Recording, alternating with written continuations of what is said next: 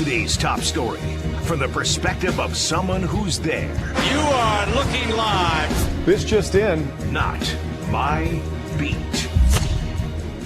Today we go to Detroit, where they are preparing for their second straight home playoff game, which is awesome, and we're excited about for the city of Detroit. However, we are, if we're being honest, with Lions senior writer Tim Twentyman, more interested in their offensive coordinator, who is interviewing tonight via Zoom for the Commanders' head coaching job. Tim, welcome back to the show, man. Thanks for your time on a busy Friday. Yeah, no problem. Anytime. So I guess the first place we should start is this. Why is Ben Johnson everyone's favorite head coach candidate? Well, I mean, just look at the job he's done with Detroit's offense the last 2 years, and specifically the job he's done with Jared Goff. You know, I give Ben a lot of credit. You know, when he was named the offensive coordinator before last season, you know, he could have said, look, this is what I do. These are my principles. This is my offense. These are my concepts. And, you know, everybody fit in. But that's not what he did. He invited Jared Goff in, and those two sat down and said, all right, Jared, let's look at things that you do well. What do you like? What don't you like?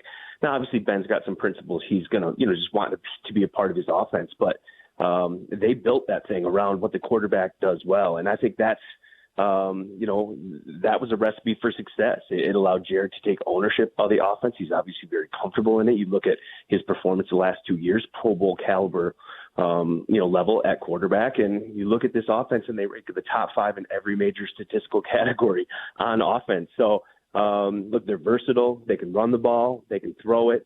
You stop one, it doesn't faze him. He's very creative. He sets plays up. And I think it's just, the last 2 years, he has shown that he's one of the brightest young minds in the NFL in terms of offensive football. That sums it up. All right, thanks, Tim. That's all. I mean, it really is, though. Like that is just what you see if you watch the tape. Everything you hear about him is great. And I want to get to kind of who he is behind the scenes in a second, but let's double click on the Goff relationship, because I think that's the one that makes him so intriguing to so many Commanders fans.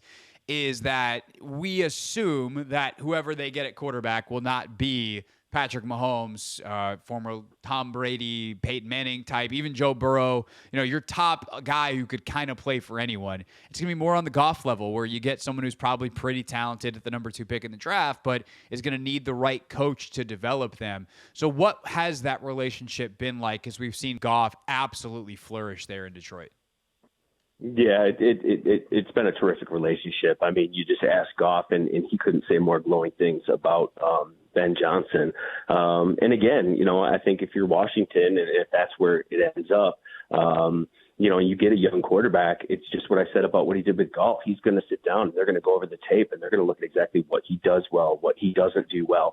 And he's going to tailor an offense to make sure that he gets the most out of that quarterback position. We all know that's the most important position in football. You can't win without having one, and you can't win without having one that's playing well. And I think just Ben's track record, even when he was a assistant coach, is just getting the best out of the guys in his room. And, you know, Jared loves him. Jared can't say enough great things about him. They have a terrific relationship. It's like they can finish each other's sentences. They speak the same language in terms of the offense, how they see the game, what they're seeing on tape. And it's been a terrific relationship that's really benefited both guys and obviously the Detroit Lions. Yeah, without a doubt. Tim Twentyman is with us, senior writer for the Lions, preparing for the playoff game this weekend, which we will talk about in just a second. But I wanted to pick his brain on Ben Johnson on the day that Johnson has his virtual interview with the Commanders. You also mentioned there's kind of some principles that, you know, like, no, these are my things. What are the things that Ben Johnson, offensive coordinator, offensive mind, believes in that will carry with him no matter where he goes?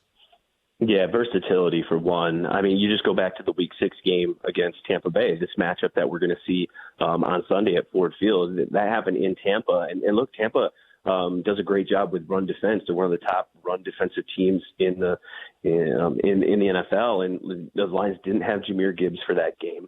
David Montgomery got hurt after 6 carries in the second quarter, and the run game really just wasn't, going like maybe Ben would want. And so what do? They put it in Jared Goff's hands. He throws for 353 yards, 2 touchdowns, and they win it that way. And I think that's the thing that you love about Ben is you take one thing away, that's not going to be just the one thing that he set up. That's the go-to. I think the fact that the Lions are top 5 in passing and top 5 at rushing, they can hit you both ways. Look, they can run inside, they can run outside. There's really nothing they can't do offensively, and that's what you have to love about Ben. That's how he's going to set it up. Is he's always going to have a counter to your punch, and that's huge when you're talking game plans and matchups for a weekly contest. In terms of kind of how the roster is set up and the way they play, I mean, one thing that I love about what Detroit has done is, like, it starts with, if you let us, we will run the football through your face. And then if you are silly enough to actually dedicate too many resources to that, that's when we're going to hit you with the pass game. And, he takes advantage of every blade of grass. I mean, I do a podcast with Logan Paulson, who played for Kyle Shanahan, and Logan watches the tape and just can't believe that Ben didn't coach under Kyle because of how similar the thought processes seem to be, which is 100% a compliment to Ben Johnson. But also I would ask, because he is an OC that came in under Dan Campbell, who's an offensive-minded head coach, like, how much of that running the football and kind of toughness mentality that they bring, and that grit, to use the word that is the catchphrase up there, is something that you can draw back to Johnson versus Campbell and even Brad Holmes, the GM, who's also done a phenomenal job in rebuilding this Lions team?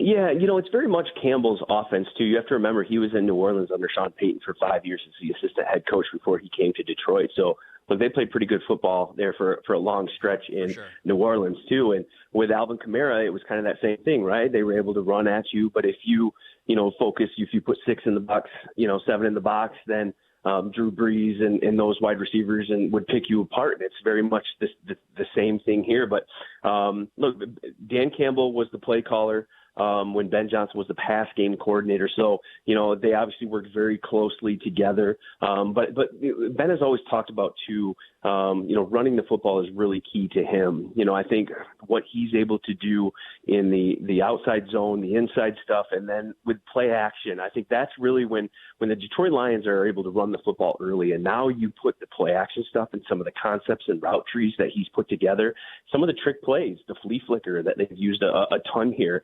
I think if you get the run going, that's what Ben wants to do. And I think if you're able to do that, it opens up his entire playbook, and that's how they want to operate. So, look, it certainly, Dan, with the toughness and running the football, that's what he's about. And that's how they built this offense to kind of mirror that. But it's also very much a part of Ben's philosophy and principles as well, too. I think that's probably music to a lot of Commanders fans' ears, because the whole appeal of this job is it's a blank slate. So understanding how someone's going to build it is obviously pretty important to us down here in D.C. Obviously, the most important thing for you guys, though, in Detroit is Tim Twentyman, the senior writer for the Lions, is with us. This weekend is this playoff game against the Buccaneers. As you mentioned, they matched up already once this year. It was kind of a different game for the Lions, going super pass heavy. How do you think they approach it this weekend in terms of anticipating what adjustments Tampa will try to make the result different this time around? Yeah, at home, I think they're going to want to establish run a little bit more than they were able to there. They're going to have Jahmyr Gibbs, like we talked about. He wasn't available because of a hamstring injury that first time around. They have a healthy David Montgomery. That's, arguably the best running back duo in the league right now, running behind arguably a top 3 offensive line. So that's where everything starts. I think that's what they'll want to do. I'm sure Tampa Bay will come in and try to stop that like they did pretty successfully in week 6. But just having your horses back, I think that's advantage. Lions obviously on the fast track at home in that kind of environment, I think is going to be great for them too. And, one other storyline in this game too is, not having Jahmyr, losing Montgomery early, but they also didn't have their left guard, Jonah Jackson.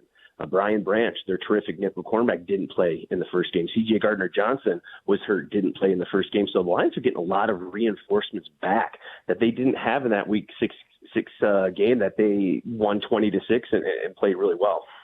Yeah, and last thing for you, Tim, obviously this Lions team in Detroit as a city, they hadn't had a home playoff game in forever. That's well documented. Now all of a sudden, because the Cowboys lose, you got 2 in a row, and you're facing one of the lower seeds in the playoffs here as the 6th seed Tampa, or sorry, not the 6 seed, but Tampa's coming to town as a record wise, they would have been a lot lower if they weren't the NFC South divisional champion. So a lower seeded team that expectations aren't super high for. I'll put it that way. What is the expectation now in Detroit? Like, if they win, what does it mean? And if it does go sideways this weekend, like, is this all of a sudden not a successful season, or has this team already secured being looked back fondly no matter what happens from here? Yeah, to me, after coming off 9-8 last year, where they finished 8-2, and it really came down to the last day to decide if they were going to be in the playoffs or not. I think the goal all the way back in the spring, and I think the goal for everyone involved, was win the division, win the NFC North, and get a home playoff game, and then win a playoff game. And I think if they did that, then it was successful.